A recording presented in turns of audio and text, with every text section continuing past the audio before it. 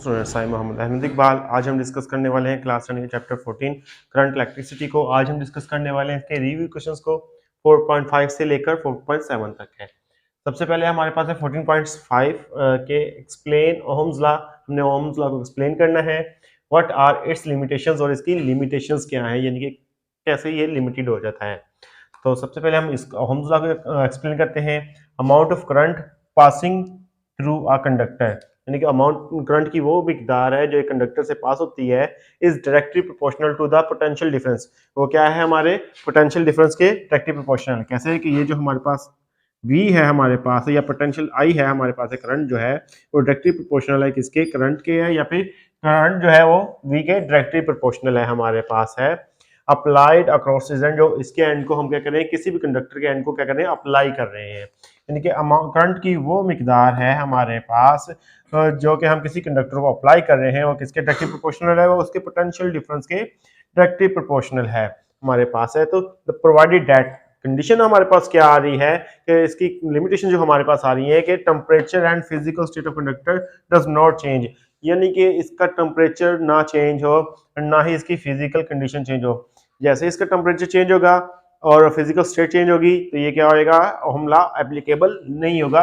ये क्या है, इसकी लिमिटेशन, या फिर हम यूँ कह सकते हैं कि as the temperature of conductor rises, जैसे ही इसका टेम्परेचर राइज होता है इसकी रेजिस्टेंस भी क्या हो जाती है, इंक्रीज हो जाती है, जिस वजह से ओहम्स लॉ उस कंडक्टर के ऊपर ओबे नहीं होता है। तो अब यहाँ पे हम क्या करेंगे कि ये हमारे पास क्या बन जाएगा, V is equal to I R हो जाएगा। आर क्या है हमारे पास है, आर प्रोपोर्शनैलिटी कांस्टेंट है, जिसको हम क्या करें कि ये हमारे पास रेजिस्टेंस आ जाएगी। तो इस तरह ये हमारे पास क्या हो जाएगा, ओहम्स लॉ और इसकी लिमिटेशंस आ जाएंगी। नेक्स्ट है हमारे पास है 14.6 है, क्या कहता है कि डिफाइन रेजिस्टेंस।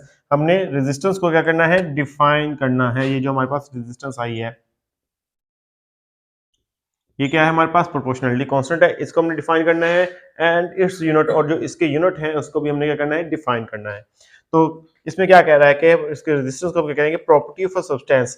किसी भी मटेरियल की या सब्सटेंस की क्या होती है, मादे की खसूसियत होती है, विच ऑफर्स, जो ऑफर करती है opposition to the flow of current, कि क्या करे कि वो करंट के बहाव को अपोजिशन दे या फिर रुकावट दे, उसे हम क्या कहेंगे, रेजिस्टेंस कहेंगे। यानी कोई भी मटेरियल है, मटेरियल में से जब करंट गुजरता है तो उसमें क्या होती है, एक रुकावट आती है। रुकावट जब आती है तो उसको हम क्या कहेंगे, रेजिस्टेंस कहेंगे, उस मटेरियल की रेजिस्टेंस कहेंगे। तो ये हो जाएगा हमारे पास है property of a substance which offers opposition to the flow of current, यानी कि मटेरियल की खासियत है जो क्या करता है, रुकावट करता है उसके करंट के बहाव में, जो इसमें से गुजर रहा है, इस कॉल्ड रेजिस्टेंस। इसे हम क्या कहते हैं, रेजिस्टेंस कहते हैं। इसके सिस्टम इंटरनेशनल यूनिट क्या है, system international unit of resistance is ohm. इसके सिस्टम इंटरनेशनल यूनिट हमारे पास क्या आ रहे हैं, ओहम आ रहे हैं।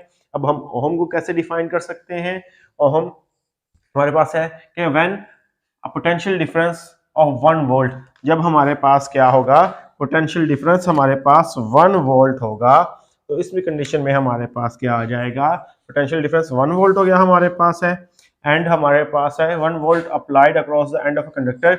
एक कंडक्टर को क्या कर रहे हैं, हम अप्लाई कर रहे हैं। एक पोटेंशियल डिफरेंस है हमारे पास है, कितना आ रहा है हमारे पास है, 1 वोल्ट आ रहा है जो कंडक्टर को हम अप्लाई कर रहे हैं, and 1 ampere of current passes through it, और इसमें से करंट कितना पास हो रहा है, 1 एम्पियर करंट इसमें से क्या हो रहा है, पास हो रहा है। तो थ्रू इट है, तो हमारे पास ये क्या आ जाएगा, then it's resistance will be 1 ohm. तो उस कंडक्टर की रेजिस्टेंस क्या होगी हमारे पास, 1 ओम होगी। मींस के हमारे पास R is equal to V over I हो जाएगा, यानी कि V1 एंड I1 होगा हमारे पास। यानी कि कोई भी मटेरियल हो जिसकी पोटेंशियल डिफरेंस 1 वोल्ट होगी और करंट कितना गुजर रहा होगा, 1 एम्पियर गुजर रहा होगा, तो उसकी रेजिस्टेंस कितनी हो जाएगी, 1 ओम होगी। इस चीज को हम क्या कहेंगे, ओम कहेंगे। ये हमारे पास क्या होगी, ओम होगी। तो हम इसको ओम को ऐसे डिफाइन कर सकते हैं। नेक्स्ट क्वेश्चन है हमारे पास है, what is difference between conductors and insulators. अब कंडक्टर्स और इंसुलेटर्स में क्या फर्क है। मटेरियल है हमारे पास है, 2 टाइप के मटेरियल डिस्कस किए हमने लेक्चर में, कौन कौन से कंडक्टर्स एंड इंसुलेटर्स हैं। हमने देखा था कि कंडक्टर्स क्या होते थे, ऐसे मटेरियल थे जिसमें से करंट क्या हो, आसानी से गुजर सके, पास हो सके। इसकी रीजन क्या देखी थी हमने कि इन कंडक्टर्स में फ्री इलेक्ट्रॉन्स होते हैं जो रैंडमली मूव कर रहे होते हैं उसी मटेरियल के अंदर। तो जैसे इनको इलेक्ट्रिक फील्ड हम अप्लाई की जाती है, इलेक्ट्रिक तो उससे क्या होता है कि ये एक खास स्पेसिफिक डायरेक्शन में अलाइंड हो जाते हैं और मूव उस डायरेक्शन में वो क्या करना शुरू कर देते हैं, मूव करना शुरू कर देते हैं। तो जो क्या करते हैं, करंट का भाव की रीजन बनते हैं उस मटेरियल के अंदर, जिसे हम कहते हैं कंडक्टर्स कहते हैं। तो ये क्या है हमारे पास, हमने क्या लिखा है, materials that offers less resistance, क्या करें कि लेस रेजिस्टेंस को ऑफर करें and allow to pass electric current, और इलेक्ट्रिक करंट को क्या करें, गुजरने की इजाजत दें, आर कॉल्ड कंडक्टर्स, जिन्हें हम क्या कहते हैं, कंडक्टर्स कहते हैं। दे हैव फ्री इलेक्ट्रॉन्स, उनके पास क्या है, फ्री इलेक्ट्रॉन्स हैं, that move randomly in all direction, जो तमाम डायरेक्शन में रैंडमली मूव कर रहे हैं इनसाइड द मटेरियल, मटेरियल में, इसे हम क्या कहेंगे, कंडक्टर से, इसका कंडक्टर होगा हमारे पास है। इसकी एग्जांपल क्या है हमारे पास, सिल्वर, सिल्वर एक कंडक्टर है, कॉपर, आयरन, कोबाल्ट हमारे पास आ गया है, ये भी क्या है, एक कंडक्टर है, एंड गोल्ड, ये क्या है, ये सारे के सारे कंडक्टर हैं, ये इसकी क्या आ गई है, एग्जांपल्स आ गई हैं। नेक्स्ट आ गया है इंसुलेटर्स आ गए हैं। अब कंडक्टर तो हमने डिस्कस कर लिया, और इंसुलेटर क्या है, इंसुलेटर्स हमारे पास वो मटेरियल्स होते हैं जिसमें क्या होते हैं कि जिसमें से करंट पास नहीं हो सकता, गुजर नहीं सकता। अब रीजन क्या है उसकी कि इसमें जो फ्री इलेक्ट्रॉन होते हैं बहुत ही कम, यानी कि ना होने के बराबर होते हैं। तमाम के तमाम जो इलेक्ट्रॉन होते हैं वो एटम के साथ क्या होते हैं, टाइटली बाउंडेड होते हैं, इस वजह से इसमें से करंट क्या होता है, गुजर नहीं सकता है। तो ये मटेरियल्स क्या कहलाएंगे, इंसुलेटर्स कहलाएंगे। Materials that offer high resistance, ये क्या करते हैं, हाई रेजिस्टेंस को ऑफर करते हैं, जबकि कंडक्टर क्या करते हैं, lesser resistance, and insulators high resistance को ऑफर करते हैं। And not allowed to pass electric current, और इजाजत नहीं देते कि इलेक्ट्रिक करंट, यानी कि वहां से इलेक्ट्रिक करंट गुजरने नहीं देते हैं। क्यों, क्योंकि इसमें फ्री इलेक्ट्रॉन्स नहीं होते हैं। Free electrons are tightly bound inside the atoms, वो एटम्स के साथ क्या करते हैं, टाइटली बाउंड होते हैं, तो इसी वजह से ये इंसुलेटर से करंट गुजर नहीं सकता है।